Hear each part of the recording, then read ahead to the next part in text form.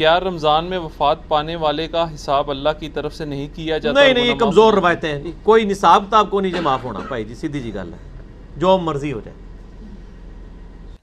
جو لوگ جمعہ یا رمضان میں فوت ہو رہے ہیں، کیا ان سے قبر میں سوال؟ یہ ضعیف روایتیں ملتی ہیں جمعہ اور رمضان کے بارے میں، لیکن وہ قرآن و سنت کے اصول میں بیٹھتی کوئی نہیں ہے۔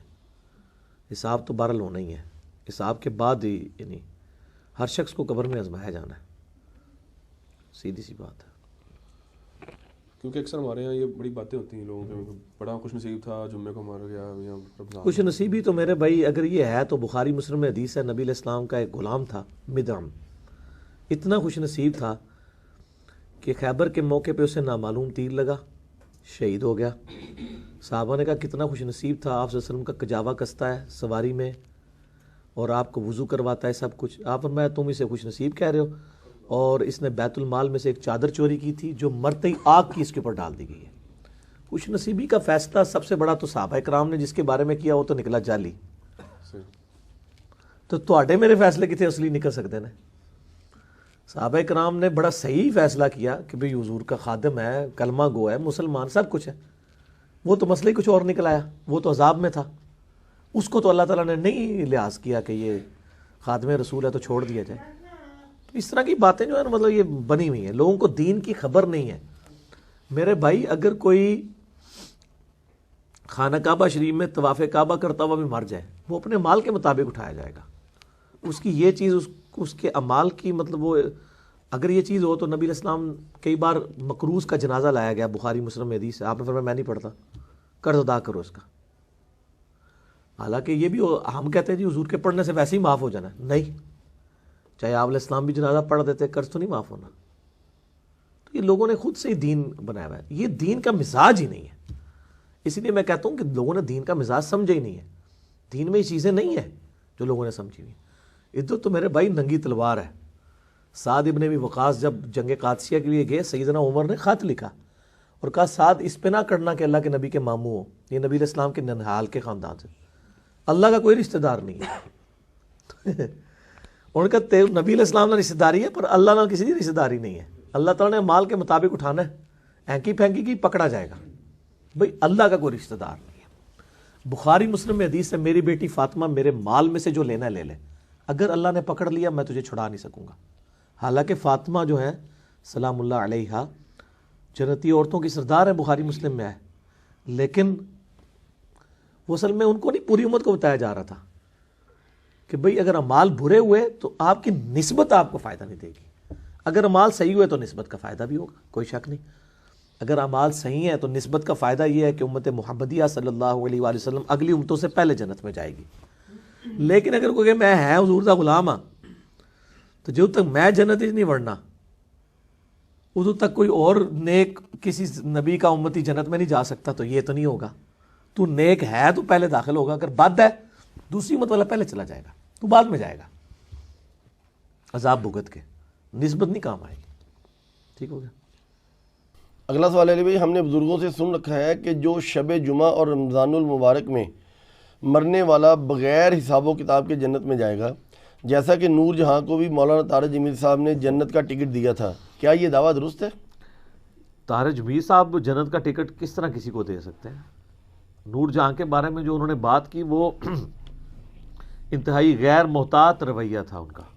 یہ روایتیں ہی کمزور ہیں، اسلام کے مزاج میں نہیں بیٹھتی ہیں کہ ایک بندہ خالی رمضان میں مرنے سے یا شب جمعہ مرنے سے وہ بلا حساب و کتاب کے چلا جائے گا۔ یہ دین آپ کیا کافروں کو پیش کر سکتے ہیں؟ ٹھیک ہے، پھر تو بڑا آسان کام ہے مسلمانوں کے لیے کہ وہ جا کے جناب کود جائیں کہیں پہ شب جمعہ میں جا کے۔ وہ لوگ جو لوگوں پہ خود کش حملے کر کے اپنی جنت پکی کروانے والے ہیں، تو ان کے لیے تو بڑا آسان موقع ہے یہ والا جو آپ پرووائڈ کر رہے ہیں۔ یہ سب ضعیف روایتیں ہیں، ہر شخص اپنے اعمال کے مطابق اٹھایا جائے گا۔ سر نبی علیہ السلام کا کوئی صحابی بھی ہو، اس نے بھی اپنے اعمال کے مطابق اٹھایا جانا ہے، یہ ذہن میں رکھیے گا۔ اس طرح نہیں ہوگا کہ آپ دیکھیں بخاری مسلم میں حدیث ہے، نبی علیہ السلام فرمایا میری امت کے 70,000 لوگ بغیر حساب و کتاب کے جنت میں جائیں گے۔ حضرت عکاشہ کھڑے ہوئے، یا رسول اللہ دعا کریں میں ان میں ہوں، آپ نے فرمایا تم ان میں ہو۔ ایک اور صحابی کھڑے ہوئے، آپ نے فرمایا عکاشہ بازی لے گیا۔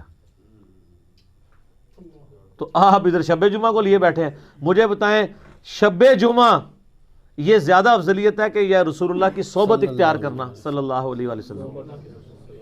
تو ان کو تو گارنٹیاں مل رہی کوئی نہیں ہے. اشاراتم مبشراتم 10 ہی سے آپ ہیں نا سارے. ہمارا تو عقیدہ ہے الٹیمیٹلی سارے جنتی ہیں. لیکن جس طرح یہ کہہ رہے ہیں نا بغیر حساب و کتاب, نہیں سر, بغیر حساب و کتاب نہیں. نبی علیہ السلام کا فرمان ہے عمار کا قاتل اور مال لوٹنے والا جہنم کی آگ میں, اور ابو الغادیہ صحابی ہے, وہ صلح حدیبیہ کا صحابی ہے, تو اپنا عذاب بھگت کے چلا جائے گا الٹیمیٹلی. تو آپ لوگ کس کھاتے میں؟ ہم تو رضی اللہ عنہ کہتے ہیں ابو الغادیہ کو, کیونکہ مسند ابی الغادیہ, مسند امام احمد میں ایک چیپٹر ہے جس میں ابو الغادیہ نے حدیثیں بیان کی ہیں نبی علیہ السلام سے, اور انہی حدیثوں میں ان کے اپنے رونے کا بھی ذکر ہے کہ مجھ سے عمار کا قتل ہوا ہے. وہ حدیثیں بھی موجود ہیں. تو بڑا نازک معاملہ ہے. تو اسی کتنے بیٹھے ہوئے ہو جناب؟ حالانکہ مسلم شریف میں حدیث ہے جنہوں نے درخت کے نیچے بیعت کی ان کو آگ نہیں چوئے گی. تو اس حدیث کی وجہ سے کچھ علماء نے کوشش کی ابو الغادیہ کو بچانے کی, تو شیخ البانی نے لکھا کہ یہ کوئی طریقہ نہیں ہے. تخصیص جب آ گئی کہ عمار کا قاتل اور آگ لوٹنے والا دوزخ میں, اب وہ اصحاب شجرہ والی فضیلت سے نکل گیا. ہاں لا صلاۃ لمن لم یقرأ بفاتحۃ الکتاب. وہ کہتے ہیں قرآن میں آیا وَإِذَا قُرِئَ الْقُرْآنُ فَاسْتَمِعُوا لَهُ, تو یہ کہتے ہیں وہ تو حکم عام ہے, جب فاتحہ کے بغیر نماز نہیں ہوتی تو وہ نکل گئی, ادھر نکل گئی ادھر نہیں نکلی. ٹھیک ہے, ہمیں کوئی خوشی نہیں ہے, ہم تو رضی اللہ عنہ کہتے ہیں. آپ دیکھیں میں نے کربلا والے ریسرچ پیپر میں ابو الغادیہ کی حدیثیں ڈالی ہیں قتل عمار کی, انہوں نے خود روایت کی ہے, میں نے رضی اللہ عنہ لکھا ہے ساتھ. آپ سوچ سکتے ہیں کہ ایک شخص جس کے بارے میں اس کو اپنی زندگی میں یہ پتہ چل گیا ہو. وہ حدیث آتی ہے نا, ان کو پانی, چاندی کے پیالہ میں پانی پیش کیا کہ پینے لگے, تو انہوں نے کہا کہ میں چاندی کے پانی میں پیالے میں پانی نہیں پیوں گا. نبی علیہ السلام نے میں سونے چاندی کے برتن استعمال کرنے سے منع کیا, اور پھر ساتھ زاروں قطار رونا شروع کر دیا کہ میں اس پہ تو احتیاط کر رہا ہوں کہ میں نے چاندی کے برتن میں پانی نہیں پینا, اور ان ہاتھوں نے عمار کو قتل کیا ہوا ہے. ٹھیک ہے سر, بڑا نازک معاملہ ہے سر. مرنے سے پہلے اے مسلمان کر لے اس پہ غور, کتابوں کا خدا اور ہے بابوں کا خدا اور.